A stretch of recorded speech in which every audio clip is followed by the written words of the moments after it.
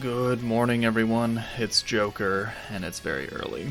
But we are back with another slime video. No face cam, because again, it's early, and I don't want to deal with this bright-ass light. So you guys can just suffer. But the live stream ended just a bit ago, and we learned a few things. Not great things, but a few things. So first off, I just want to toot my own horn and this is the ranked Valor Cup, and number 3. Hooray! And that's about it, and that's all I care about. But obviously, this theme is Valentine's Day, as we already knew. Free-to-play Sufia is here, and I gotta say, just right off the bat, this is a pretty skippable meta. Space 3.0, unfortunately, is again AoE focused, just like Space 2.0, except this time it's magic-based and not physical-based. But what does Sufia do? She is an AoE for 260% right here. Her first skill charms one enemy for 1 turn. So this is a brand new effect they're putting into game.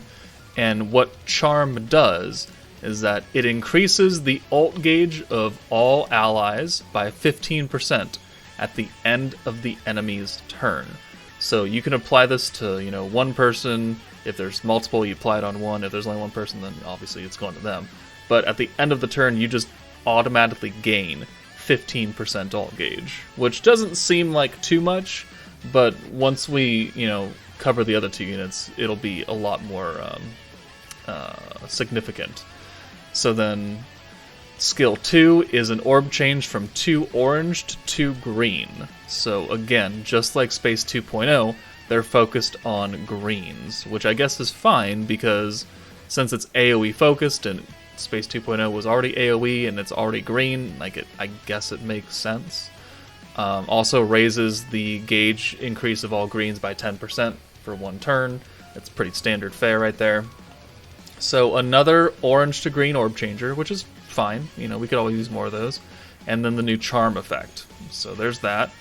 Moving on to Protector Romulus. So this is where things get a little bit interesting. She is very obviously space and magic, since that's the whole point of the meta. Her skill increases the ult gauge of allies by 45% for 3 turns, and increases space attack by 15% for 3 turns, and raises your skill cap by 40.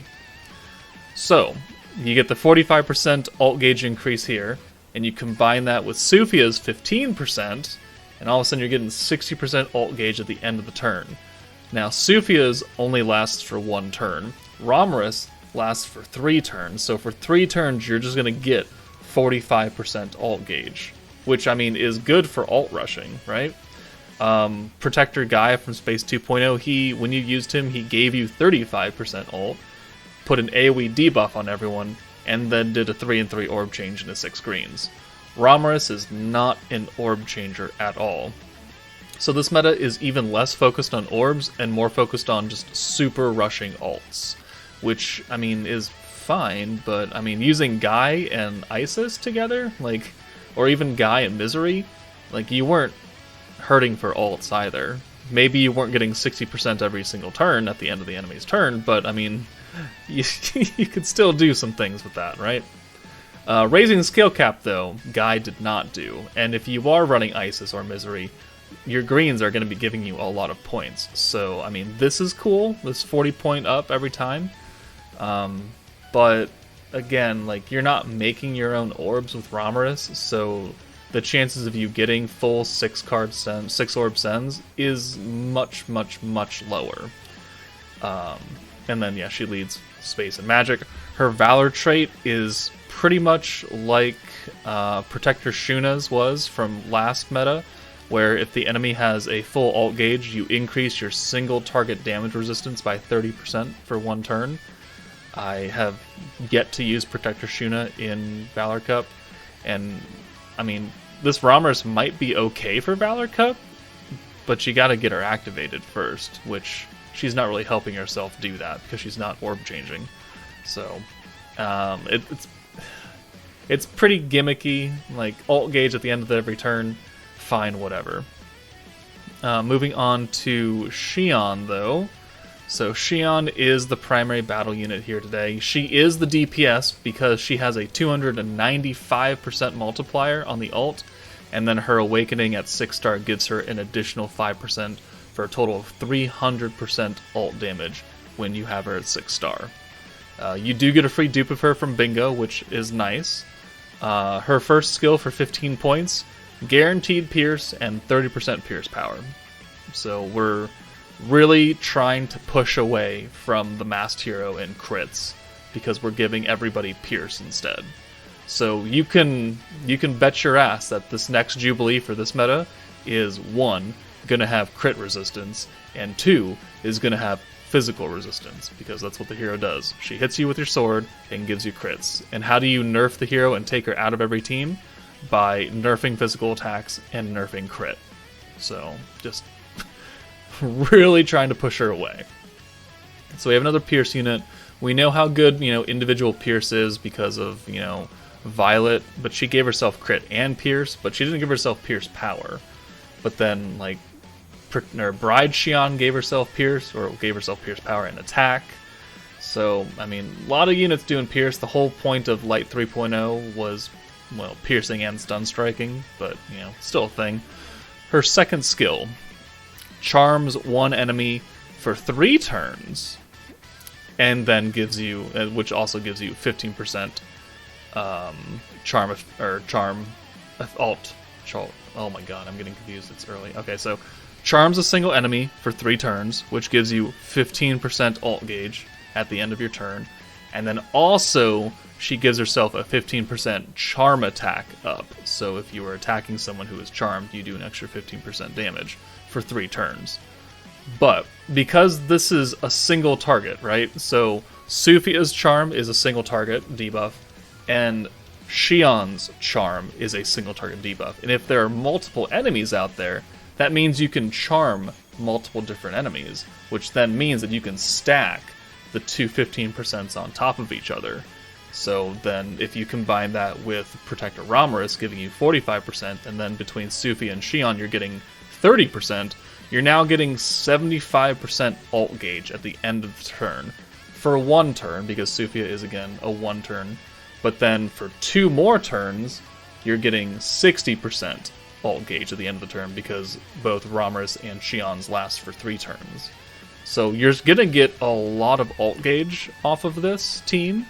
It's just that your orb scenario and your point scenario might not be the greatest, depending on, RNG and other things. But she is not an orb changer, so you only have, right now, Sufia as an orange to green orb changer. But if you have, the Velzard from Space 2.0, she changes blues.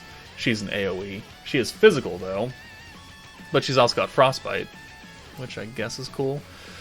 Again, I was really hoping that Space 3.0 would not be an AoE focus meta, which is why I really didn't want it to be next, because we're coming off of a meta that is dedicated to single target DPS.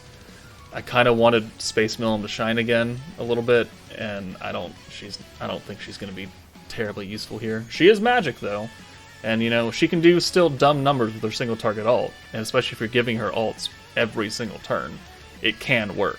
But we'll have to see. I don't think I'm going to be summoning for this meta, apart from the free stuff that they give us, so just a heads up. Moving forward, we know that the banner is increasing the 5-star rates from 4% to 5%, which is fine, which is good. This helps a lot of people and increase their chances.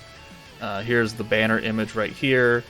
This is the new event screen, so like how this Light 3.0 meta, we got the little New Year's luck strip things, and that's how we spent our currency. This is going to replace that for the Valentine's Day event. Apparently it takes currency to get into these fights, and then you go do things, and then it gives you rewards. They didn't really go into too much detail on it, just that this is the new event screen. So we'll have to wait and see how it actually works out later tonight. We got a little bit of a showcase for gameplay. Nothing too special here, but we missed. I forgot to show their alts, so hold on, let's do that.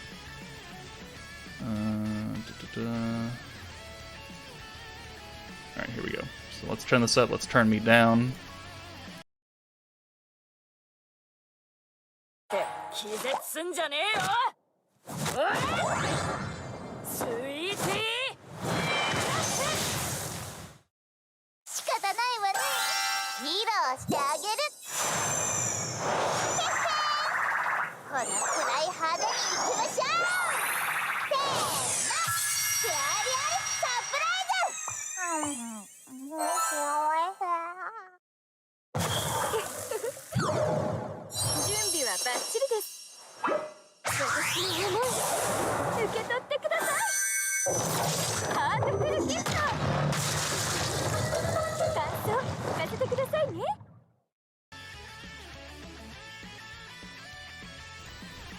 Okay, there we go. So we got the alt animations in here now. Next up, we have the next 5 floors of Tower of Isis, which we knew that was coming. Also, the new gimmick is a darkness feature and a search barrier. So if you run into one of these darkness barriers, it will block out your next spaces, so you can't see what's coming next, whether it's a debuff, whether it's an enemy, whether it's a chest. So that's going to make mapping the tower a little bit more difficult, and you can run into a few surprises. I assume that if they do that, they're going to put some stupid strong bosses right here just to fuck with you. I don't know if that's actually true or not, but it feels like something they would do. And then the search barrier does the opposite, and it uncovers some dark spaces. Now this screen right here makes it seem like it uncovers a lot, but they didn't show off any tower gameplay, so we don't know how it works. We also know that from the news that they're going to reset the times that you can buy the 5-star Awakening Shard from the Tower of Isis shop, which is good. So if you haven't bought it, try and buy it now before it resets, and then you can buy it again. But you can only buy it, 5 times, I think, for 5 shards, and then it'll just block out again. And then they're also going to add a few other limited time items into the Isis shop, like OCTAGRAM emblems, more OCTAGRAM emblems technically, and platinum hammers. So there's that. Next up, like we predicted, they're adding the kids into town. It just says in town though, so I don't know if it's Tempest and Ingracia, or just Ingracia, because we know Yuki only shows up in Ingracia. It would make sense if they only showed up in Ingracia as well. We'll just have to wait and see. They're also adding the next few levels of the diplomacy, so you can go up to level 7, probably, and then get those 2 extra options for trade. Not that they're really worth it, but, now you can at least do that. Moving on, they're putting in a few sales for the normal crystal packs. They're treating this like an Isekai Revelry, which is normally reserved for the half Annie and the 1 year Annie, so I don't really know why this is so special. But I mean, sales are nice, I guess. Moving on, they had a whole big Q&A, which is completely fucking pointless. This is interesting. So for normal Valor Cup, starting in Season 4, which will be middle of February when it starts, they will give you awakened jackets as a reward, and then they will also add seasonal missions that will give crystals. So I mean, that's cool. I mean, we know that once you reach the peak of normal Valor Cup, you don't really get a lot of crystals anymore, because you get a lot for climbing up to that initially, the first time, and then you don't really get anything out of it, except coins, and then the 5 crystals per 5 battle. So adding seasonal missions in will ensure that we can get at least a little bit more crystal income, and then Awakened Jackets is cool, because you can always use these for your support characters, for other characters, and already coming Awakened means you don't have to spend all the resources to make the jacket, and then level it up to 6, and then awaken it, so it saves you some flames as well. So I do like this, and this is normal Valor Cup, not Ranked Cup, that these are coming for. So it makes it a little bit more accessible to most players. Moving on, this is much less special. The statues you get for Ranked Valor Cup, the 1st, 2nd, and 3rd placement, are now Rimuru shaped for this season. Whoop-de-fucking-do. And that concludes pretty much everything useful. They did a Q&A, and all the questions were dumb except this question right here. It is a very important question that many people wanted to know, and it asks, when is OCTAGRAM RIMURU coming? And their answer is the end of March. So we now have a general release date for OCTAGRAM RIMURU in the shop, the end of March, which will probably end up being somewhere around the 30th of March.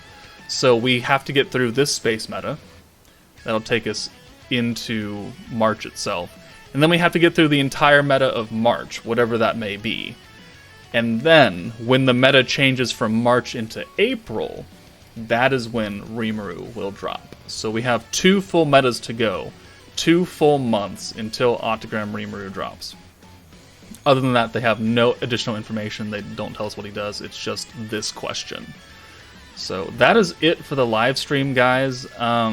Again, I'm not really sold on this meta. Space being AoE again, alt rushing. Like, I'm probably just going to use OCTAGRAM or Protector Guy and Isis, and we'll probably just work just fine. I also don't think I'll be streaming tonight unless you really want me to. So, I mean, let me know in the comments if you want me to stream the start of the meta. I mean, I'll have my, like, 3 Koban multis to do, but that's about it. So let me know. Otherwise, I'm just going to do a Should You Summon once their entire kits come out, and we'll just start working on showcases, I guess, if I pull them in Koban coins. If I do not pull them on Koban coins, then somebody please hit me up in Discord that either wants to let me borrow their account or hop into a Discord call with me. Either way works, but we'll see. But let me know what you guys think of this meta, and if you're as disappointed as I am. But that's it for me. Take it easy, and I'll see you later.